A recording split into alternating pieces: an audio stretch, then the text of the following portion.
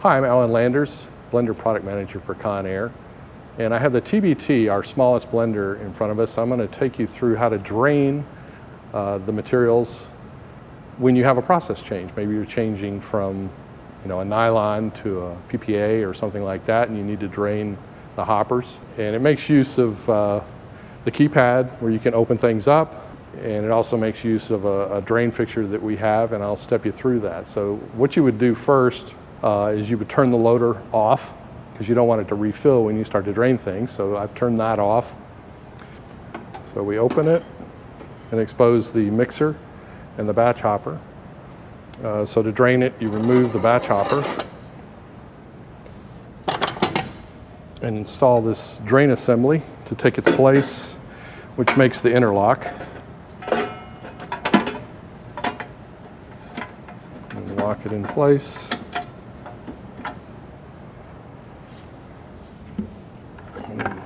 And put our bucket here to catch the material. Okay, we have our bucket in place and we go to the keypad. We have this warning condition because we did open up the front door and break the interlock. So we tap that and acknowledge that because we have the drain chute in place now that remakes the interlock. So now the alarm is old. We clear that out. And then we go to the hamburger menu at the top.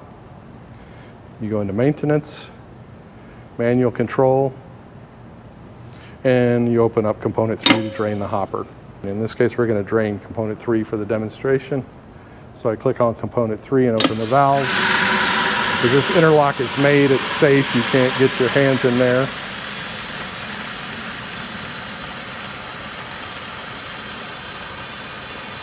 And you can see through the sight glasses draining it out. Now at this point, it's actually below the level of the loader, so you know the loader is empty.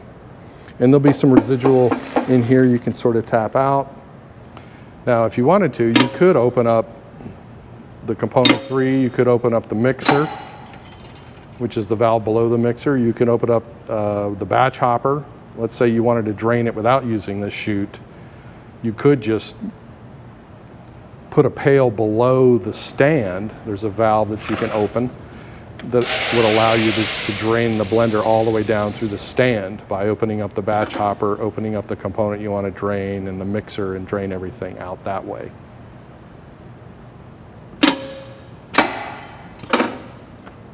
At this point, I would go ahead and close that valve, and you can return this back to its source. And the last step, if you wanted to get every single pellet out, would be to remove these air lines from the component hopper. Pull this pin up. And this toggle here, open that, and then slide the hopper out and dump out the last amount. And then reassemble.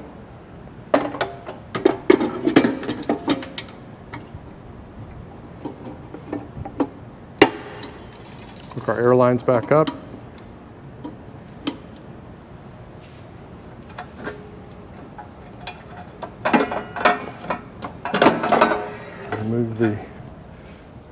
Remove the drain chute and reinstall the batch hopper.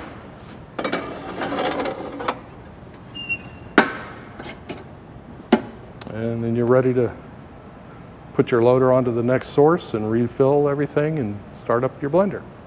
So that's the idea behind draining a component or the entire blender. We listen to our customers and the users that use it. We went through some design changes to be sure the loader stays in place while the hopper is removable, which is one of the key features for draining the thing. You don't have any hinge lids or anything like that. It's all stays in place and allows you to drain things very simply out the front or all the way out the bottom like I demonstrated. And then obviously to remove the hopper to get the last little bits out. So thank you.